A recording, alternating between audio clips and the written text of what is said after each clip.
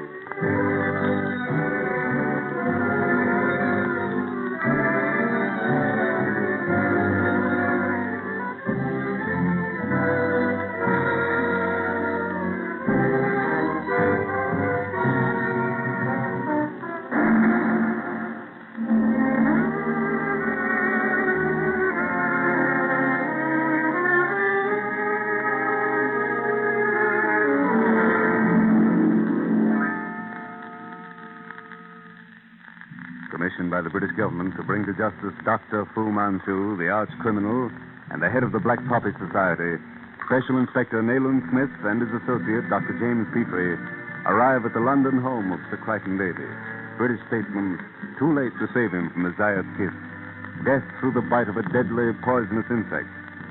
Smith has discovered the object of Dr. Fu's presence in London to be the elimination of outstanding scientists and political leaders, of which Sir Crichton Davy was the first on Fu Manchu's list. Back in their Baker Street quarters, a similar attempt on their lives is frustrated by the quick action of Nayland Smith. Careful, Petrie. I think I've killed it. But even in death, the thing is venomous. Great Scott, Nayland. What is it? Come here. Look. Don't touch it. Have you ever seen a giant centipede? Look at the size and color of the thing. It's at least 6 inches long. A vivid and venomous red. Apparently, it's of the Scolopendra group. The shape's absolutely strange to me. It has something of the appearance of a huge ant. With these long antennae and numberless legs. Mm-hmm. Never seen an insect move so incredibly fast as this thing ran round that scented envelope. What? The man who brought it. Never mind the dacoit, Petrie. Nemesis will know where to find him. We at least know now what causes the mark of the Zayat kiss. It's definitely placed. Aye. Science is richer for our first brush with the enemy. I understand now something that's been puzzling me since Burgoyne mentioned it. Sir Crichton's title cry, the Red Hand. When we remember that he was almost past speech, it's reasonable now to suppose his cry was not the Red Hand, but the Red Ant. Horrible, Nayland. And to think I failed by less than an hour to save Sir Crichton from such an end. Oh, it's a tough case, Petrie, but I swear to get that murderer sooner or later. Meanwhile, in the great tapestry-hung room of the gloomy old mansion in High Street, the yellow-robed Fu Manchu issues his orders to a trusted henchman. And what do you mean by results, Master? Results, Lal, are what I demand and expect from my servants. Singh has failed me. And your orders, Master? Eliminate Singh at once, in the usual manner. To hear is to obey. And what of the detective? Nayland Smith? It appears that I have underestimated his abilities. Leave him to me, Lal. Presently, I shall think of a method whereby we may put both Nayland Smith and his friend Dr. Petrie aside. I say, Petrie, when you finish with that paper... Hello? Dr. Petrie? Speaking, Weymouth. What is it? I'm calling from the Wapping River Police Station. Could Mr. Smith come down here at once? Just a moment, Weymouth. He's right here.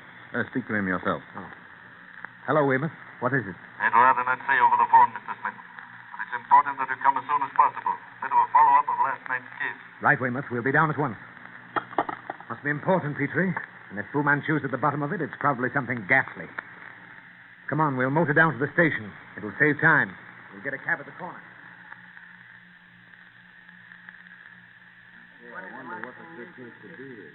I'm Nayland Smith. I want to see Inspector Weymouth.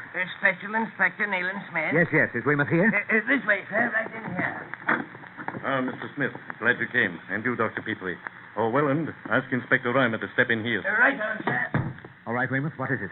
Over here, Mr. Smith, on the table. I'll remove the sheet. By Joe. Who is it, Weymouth? It's Cadby, Dr. Petrie. The most promising lad at the yard. Disguised, eh? Rough sailor garb. Stained skin, gold ring in one ear. Aye, and look at his left hand. 3 fingers missing. It appears as though they'd been chopped off, Weymouth.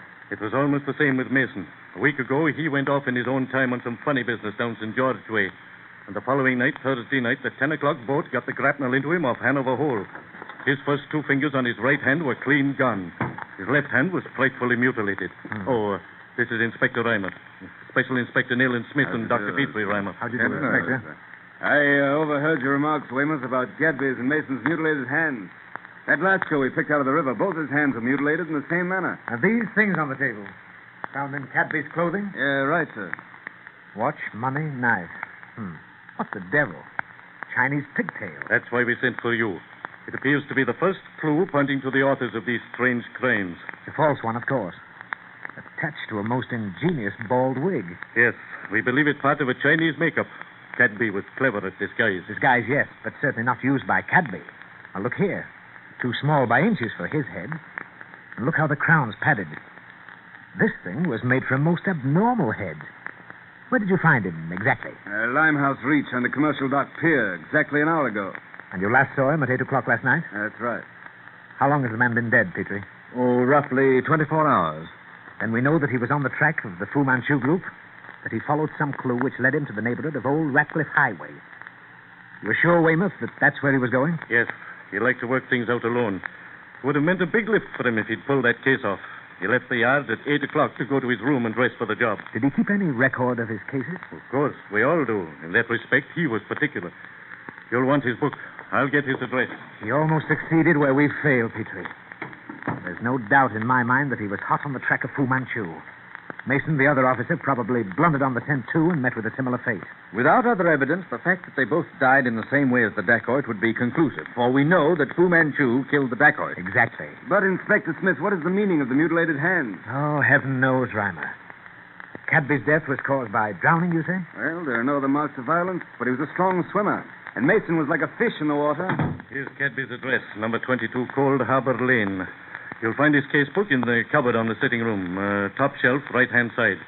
Here are his keys. This is the cupboard key. Thank you. Come on, Petrie. We must move along this time. Yes, of course, Nayland.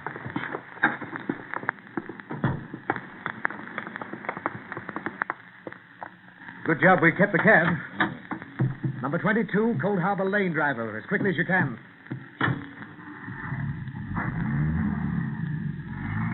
Jove, if we're only in time. Fu Manchu is sure to come there. This time, Petrie, we'll... Wait. The pigtail. I forgot it. Stop, driver, stop. We've got to have that pigtail, Petrie. Don't wait for me. Go to the address and get that book. Come straight out to Scotland Yard and meet me there. Oh, but Nayland, I'll wait or we'll go back. A few minutes can make no difference. Do you suppose Fu Manchu's going to leave evidence like that book lying about? It's 1,000 to 1 he has it already, but there is just a bare chance. Go on, driver.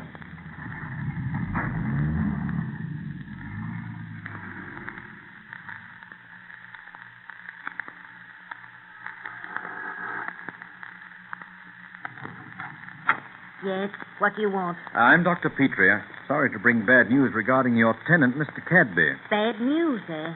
Oh, well, that was to be expected. The company kept. What with that wailing at the back of the house last night, and tonight again, just a moment before you knocked. Wailing? Just now? This police car should let me in. Where's Cadby's room? First floor, second door to your right. There's a woman in there now. Don't move. What are you doing in this room? Canamy. So I did get here in time. Oh, Dr. Petrie. What have you taken from that cupboard? Give it to me. Oh, I have taken nothing. Oh, Dr. Petrie, you must go at once. You are in terrible danger. Please go. Not until you give me what you took from that cupboard. Then you're going with me to the police. I will tell you all I can, all I dare. I know how to deal with your friends. But with you, I am lost. If you could only understand, you would let me go. Let you go? You have no claim to mercy. I am not free as your English women are free. What I do, I must do, for it is the will of my master. And I am only a slave. And you, Dr. Petrie, you are not a man if you can give me to the police.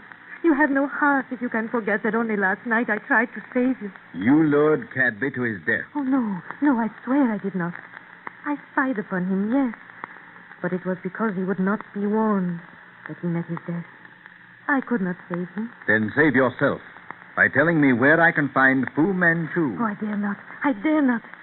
Not if you would go to find him. Your friend, Leland Smith. Yes, I would tell him. And he would die.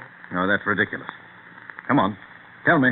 Could you hide me from him if I came to you and told you all I know? Well, the authorities would have... The authorities. They can put me on the rack if they choose. But not one word would I speak. But to you, I would tell all I know.